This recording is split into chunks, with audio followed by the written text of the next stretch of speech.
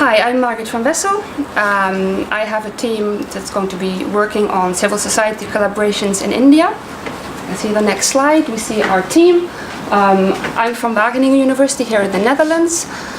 We also have Nandini Deo from Lehigh University in the United States. We have Sarbeswar Sahu from IIT Delhi, and we have Professor Thea Hilhorst from ISS, also in the Netherlands. We're going to focus on a very basic dimension of the Dialogue and Dissent program, which is collaboration.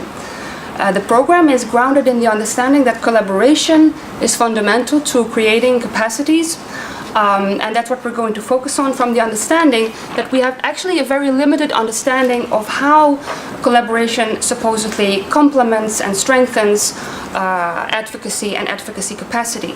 So we're going to focus on the actual workings of that, very much also questioning very basic notions that we work with, but that we haven't unpacked properly yet, like ownership and autonomy. What is ownership? How is ownership shaped? How is ownership affected, strengthened or not by, for example, how organizations draw on each other's strength? So it's going to make our understanding of these issues stronger, also from an understanding that we need this ownership for understanding legitimacy, which is another basic notion in our program.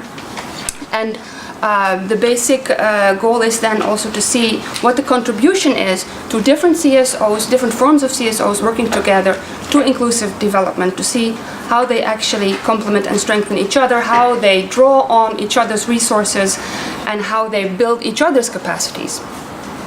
If I can have the next slide, we'll be working on two domains. One is women's rights, which is very much from an understanding that autonomy and voice go together in a very important way in women's rights advocacy. It is not an expertise-based form of advocacy, but rather the strengthening of voices from an understanding that people will have to build their own voices. And the other area is natural hazards, where we understand that this is much more a knowledge-based kind of domain, where you have very different ways in which a question of ownership and autonomy and legitimacy arise.